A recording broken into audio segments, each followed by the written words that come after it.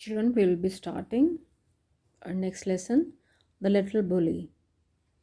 As you know that this unit is all about making friends and how you can be a well-behaved boy or a girl when you are amongst your people. That means amongst your peer, your group. Like if you're in school, if you're in playground, then what should be your behavior? What sort of behavior is liked by everyone, especially with your friends? If you want to be friended with all of them, what qualities should you have? So this is all about this. So let's read it. Do you know of any child who teases others or pushes them around? क्या आप किसी ऐसे बच्चे के बारे में जानते हैं जो दूसरे लोगों को चिढ़ाता है, उनको धक्का देता है? What would you call such a child? आप ऐसे बच्चे को क्या कहेंगे? Read this story and see how Hari, a little boy, troubles other children. अब आप इस स्टोरी को, इस कहानी को पढ़िए और देखिए कि किस तरीके से हरी, एक छोटा सा बच्चा जो था, वो दूसरे बच्चों को तंग करता था. Troubles means तंग करना. So the story is all about a little boy, Hari, who used to trouble. And what is the name of the story? The Little Bully. Bully उसको कहते हैं हम जो दूसरों को तंग करता है, परेशान करता है और बात बात में अपनी ही बात मनवाना चाहता है. और इस बात को मनवाने में चाहे उसे ज़ोर से बोलना पड़े, चाहे धक्का देना पड़े, चाहे किसी से लड़ाई करनी पड़े, कुछ भी करना पड़े, लेकिन उसे अपनी बात मनवानी है. जो उसने करना है वो उसने करना है. So that is called bullying. जब आप अपने से, जो आपको अब से कमज़ोर होते हैं, आप उनका ज़्यादा, आप उनके बॉस बनते हैं या कुछ भी ऐसा करते हैं, उन पर धौंस जमाते हैं, तो then that is called bullying. This is called bullying. I am writing it here. Bullying यानी कि धौंस जमाना किसी पर भी. जो रौब जमाते हैं ना, उससे धौंस जमाना या फिर रौब जमाना. तो ये हर एक की आदत होती है, बच्चों में भी ये बहुत आदत होती है, but this is not a good habit. So here this story goes. Once upon a time, एक समय की बात है, not so very long ago, बहुत पुरानी नहीं. There was a small boy called Hari. एक छोटा सा लड़का था जिसका नाम था Hari. Although he wasn't very big, हालांकि वो ज़्यादा बड़ा नहीं था. ही वॉज स्ट्रॉन्ग, लेकिन वो मजबूत था, ताकतवर था. And he love to tease all the boys and girls. और उसे सभी लड़के और लड़कियों को चिढ़ाने में बहुत मज़ा आता था. टीज माने चिढ़ाना. Who went to school with him, जो उसके साथ स्कूल जाते थे. What he loved to do most was to pinch. जो उसे सबसे ज़्यादा काम पसंद था वो था चींटी काटना, यानी कि किसी को भी पिंच करना, स्किन पकड़ के उसको नोच देना. It is called pinching. You can see that this is, he is pinching. ये इसने अपने इस तरीके से करके, और इस गर्ल को देखो, ये इसके स्किन को पिंच कर रहा है. He could make a big bruise appear in half a second. वो ज़रा सी ही देर में, हाफ अ सेकेंड से यहाँ मतलब है कि ज़रा सी देर में, पलक झपकते ही वो एक बड़ा सा निशान इस तरीके से नोच करके बना सकता था. मतलब एकदम से ही इतनी ज़ोर से नोचता था कि ज़रा सी देर में पता भी ना लगे कि कब, और एकदम से वो बहुत बड़ा सा निशान बन जाता था. Another trick he played was pricking people with a pin. और दूसरी जो ट्रिक थी जो वो करता था, वो ये करता था कि वो लोगों को पिन के साथ पिन चुभोता था. प्रिकिंग माने चुभोना. प्रिकिंग मीन्स चुभोना. प्रिकिंग का मतलब होता है चुभोना.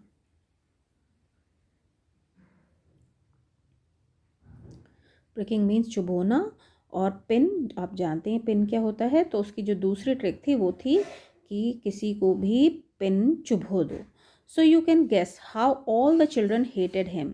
तो अब आप अंदाज़ा लगा सकते हो. गेस माने अंदाज़ा लगाना. सो यू कैन गेस, आप लोग अंदाज़ा लगा सकते हो कि जो बाकी के बच्चे होंगे वो उससे कितना ज़्यादा घृणा करते होंगे. हेट मतलब घृणा, मतलब dislike, total dislike. So meaning of hate is hate. It is total dislike.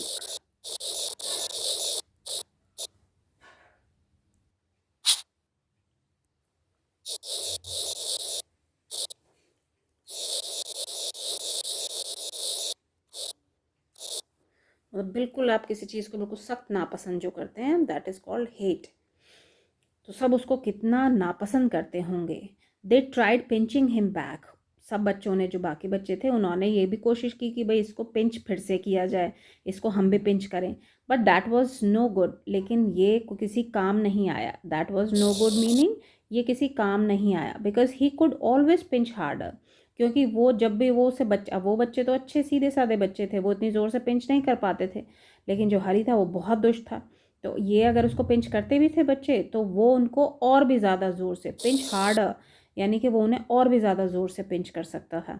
तो यानी कि पिंचिंग करने में हरी का मुकाबला वो बच्चे नहीं कर सकते थे। They didn't like telling their teacher because that was telling tales. और बच्चों को क्या था कि उन्होंने अपने टीचर को भी बताना उन्हें अच्छा नहीं लगा, क्योंकि उस अदरवाइज़ क्या लगता टीचर को भी कि ये लोग तो ना बस चुगलियाँ खाते रहते हैं, बातें बनाते रहते हैं। टेलिंग टेल्स मतलब चुगलियाँ करना, बातें करते रहना किसी के बारे में। That is called telling tales, मतलब बढ़ा चढ़ा के बताना। बेसिकली टेलिंग टेल्स का मतलब होता है बढ़ा चढ़ा कर बताना किसी भी बात को, बढ़ा चढ़ाकर।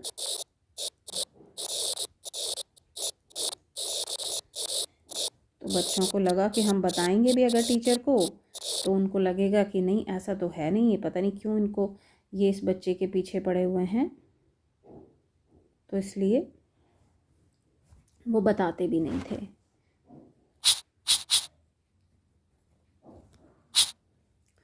It so happened that the class went for a picnic to the seaside for a whole day.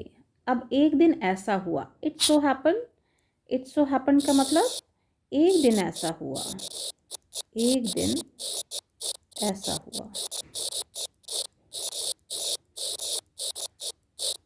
अब एक दिन ऐसा हुआ कि जो क्लास थी वो went for a picnic to the sea side, वो समुद्र किनारे पूरे दिन के लिए, होल डे पूरे दिन के लिए एक बार पिकनिक पर गई। तो एक दिन ऐसा हुआ कि जो क्लास थी वो पूरे दिन के लिए सी साइड पर पिकनिक के लिए गई। All the children were most excited. जो सारे बच्चे थे वो बहुत ज़्यादा एक्साइटेड थे, यानी कि उनको बहुत ज़्यादा इस चीज़ की उत्सुकता थी कि भाई हम वहाँ जाएंगे और देखो हम वहाँ क्या क्या करेंगे। On that day the sun shone bright. अब जिस दिन उन्हें जाना था उस दिन बहुत अच्छी खिली हुई धूप थी। सन शोन ब्राइट का मतलब होता है अच्छी खिली हुई धूप होना। सन शोन ब्राइट यानी कि सूरज बहुत चमकदार निकला हुआ था, यानी कि अच्छी धूप खिली हुई थी। And all the children were wild with excitement. और जो सारे बच्चे थे वो बहुत ज़्यादा एक्साइटेड थे। वाइल्ड विद एक्साइटमेंट, ये भी आपका बहुत अच्छा फ्रेज़ है, वाइल्ड विद एक्साइटमेंट, यानी कि मतलब खुशी से फूले नहीं समा रहे थे। यानी कि उनको इतनी खुशी थी, इतने एक्साइटेड थे कि सब बच्चे, जैसे होता ही है जब हम लोग जाते हैं कहीं भी अपने फ्रेंड्स के साथ तो हमें बड़ा एक्साइटमेंट होता है, तो उसी तरीके से उन बच्चों को भी बहुत एक्साइटमेंट था। And they were filled with excitement, और we can say that they were wild with excitement. They crowded into the train. वो सारे के सारे एक जगह ट्रेन के आसपास भीड़ इकट्ठी करके खड़े हो गए। एंड देन सेट डाउन, और उसके बाद उसमें बैठ गए। But nobody wanted to sit next to Hari because he always pinched.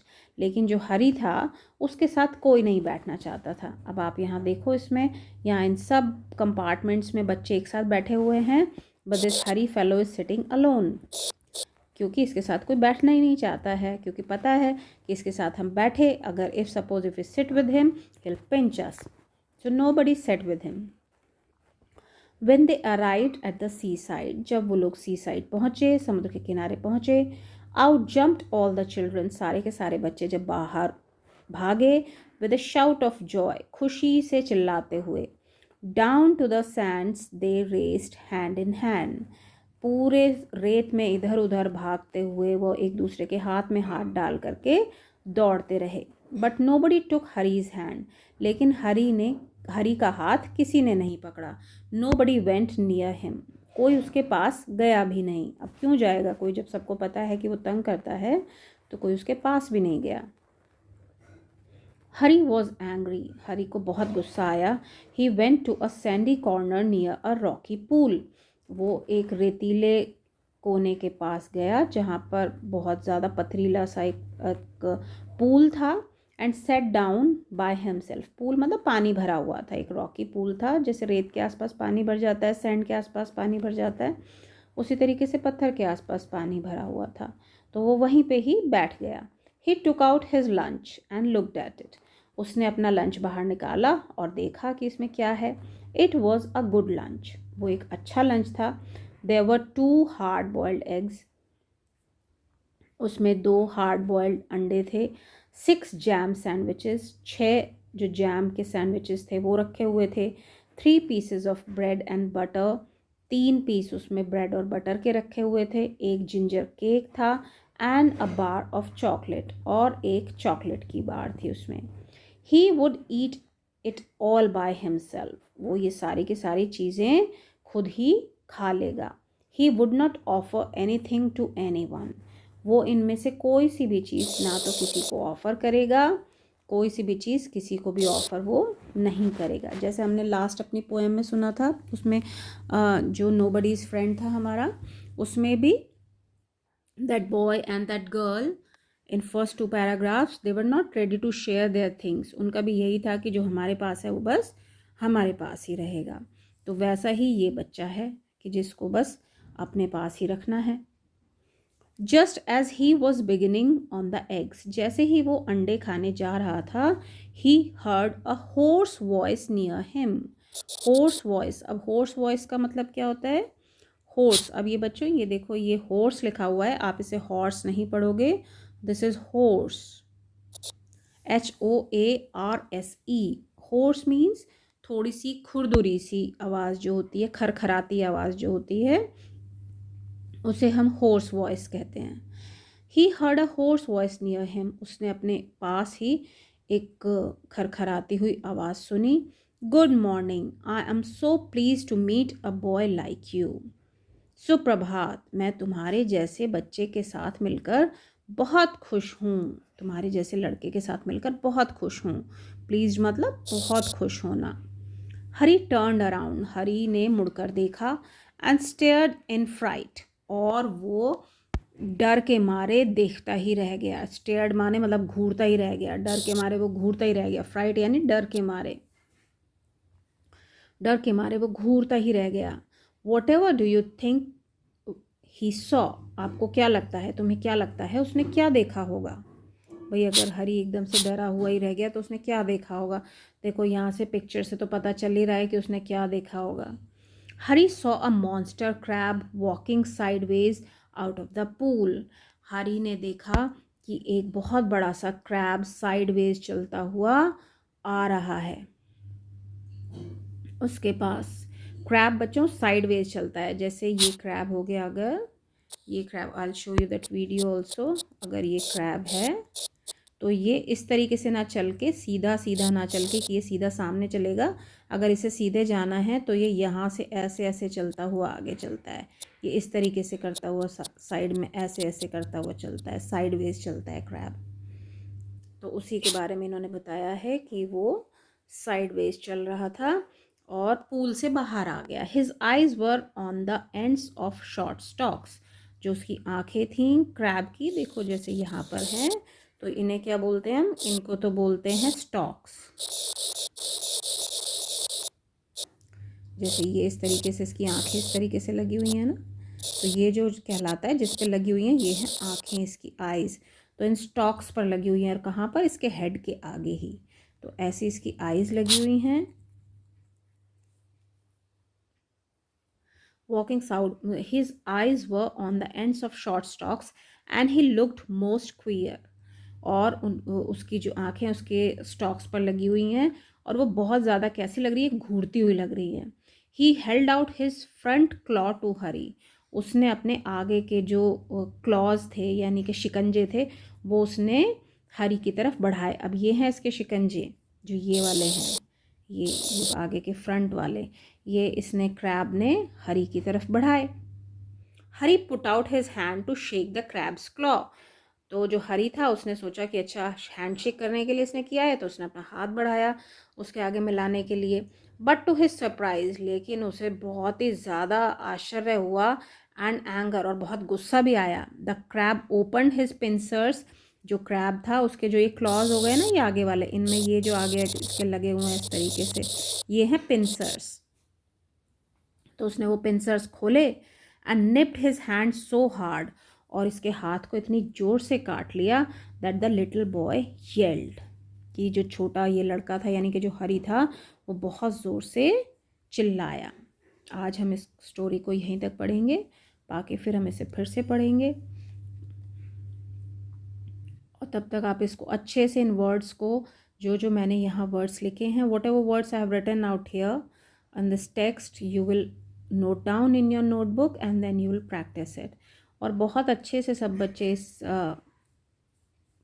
Lesson की प्रैक्टिस, रीडिंग प्रैक्टिस करेंगे।